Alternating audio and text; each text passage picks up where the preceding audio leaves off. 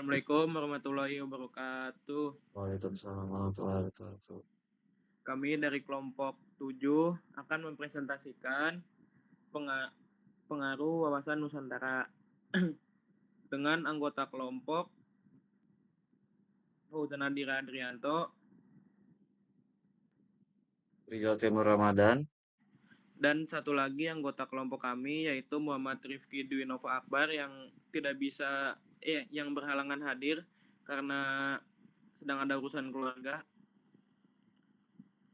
Ya, di sini kita akan membahas tentang wawasan Nusantara, yaitu ada beberapa poin yang akan kita bahas. Yang pertama, memahami geopolitik. Yang kedua, landscape geopolitik Indonesia. Yang ketiga, geopolitik dalam hukum daerah. Yang keempat, dinamika ekonomi otonomi daerah. Yang kelima, menjelajahi dasar-dasar geostrategi. Yang keenam, model dan komponen geostrategi. Yang ketujuh, pertahanan negara. Ya, di sini ada poin pertama yaitu memahami geopolitik. Ada wawasan dasar. Yang pertama, pengertian. Pengertiannya adalah geopolitik, ilmu yang mempelajari pengaruh faktor geografis terhadap kebijakan politik suatu negara. Yang kedua, ada latar belakang, yaitu Indonesia memiliki posisi yang strategis, yaitu berada di antara dua benua, benua Asia dan Australia, dan ada di dua samudra, yaitu Samudra Hindia dan Samudra Pasifik. Faktor geografis ini berpengaruh terhadap kebijakan politik dan pertahanan negara.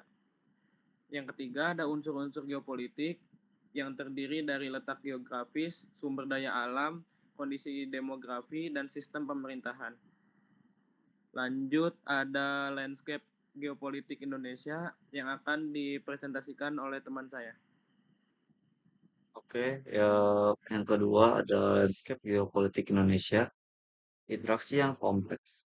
Lokasi strategis Indonesia di Asia Tenggara mempengaruhi politik regional, jalur perdagangan maritim, dan dinamika keamanan, sehingga menarik perhatian dan kemitraan global. Selanjutnya, perkembangan geopolitik di Indonesia melibatkan sengketa wilayah, tantangan maritim, dan upaya diplomasi multilateral untuk menjaga kepentingan nasional dan stabilitas regional. Lalu yang terakhir ada keberagaman kepulauan, sumber daya alam, dan pengaruh regional di negara ini membentuk signifikansi geopolitik negara ini, sehingga mendorong diskusi mengenai kerjasama keamanan dan kemitraan ekonomi. Ya, seperti yang sudah teman saya presentasikan, di landscape geopolitik Indonesia itu mencakup lokasi strategis Indonesia dan perkembangan geopolitik. Selanjutnya ada geopolitik dalam hukum daerah, yaitu implikasi hukum. Yang pertama, penerapan geopolitik dalam hukum regional melibatkan penilaian klaim wilayah, batas maritim, dan pengelolaan sumber daya dalam kerangka hukum dan perjanjian internasional.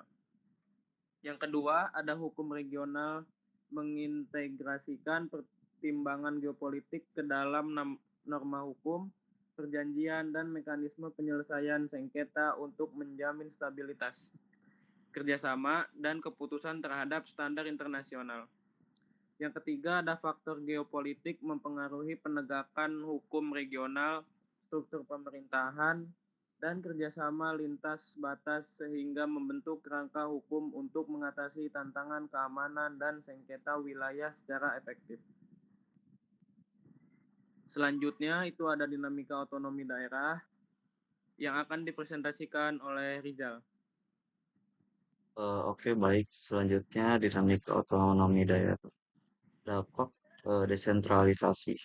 Pertama, otonomi daerah memberikan kekuasaan politik, administratif, dan fiskal kepada entitas daerah untuk mengelola urusan lokal, meningkatkan pembangunan, dan mempromosikan keragaman budaya dalam struktur negara federal atau kesatuan.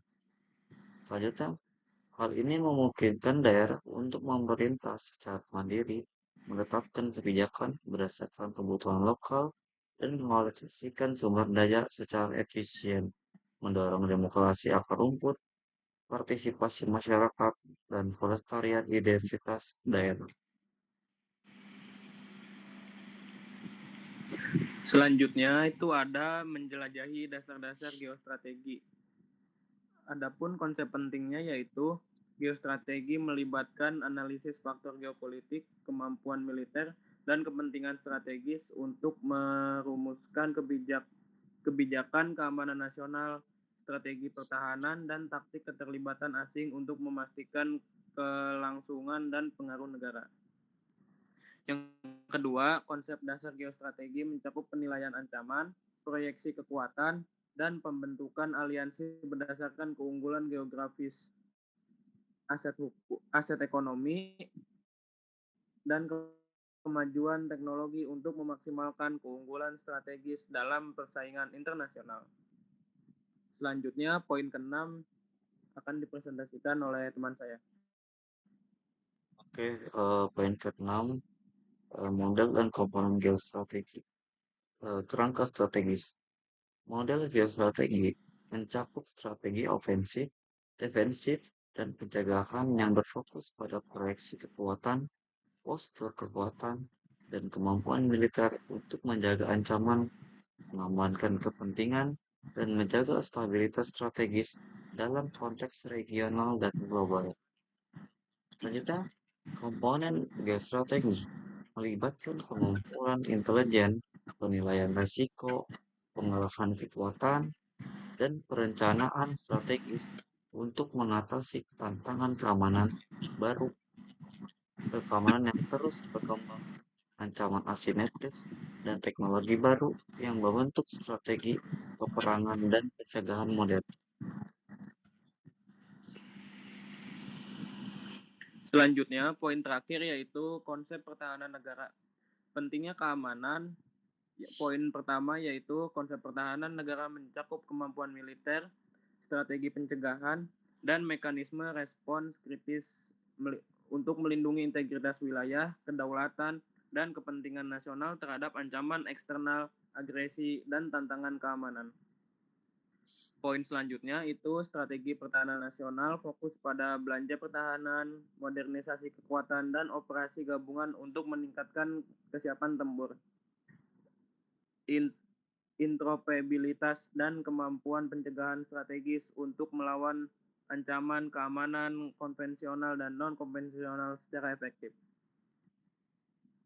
Poin-poin tersebut harus dijaga semaksimal mungkin dan poin tersebut harus dijaga semaksimal mungkin agar Indonesia kuat dan berdaulat. Sekian yang dapat kami presentasikan. Kurang lebihnya mohon maaf. Wassalamualaikum warahmatullahi wabarakatuh. Waalaikumsalam warahmatullahi wabarakatuh.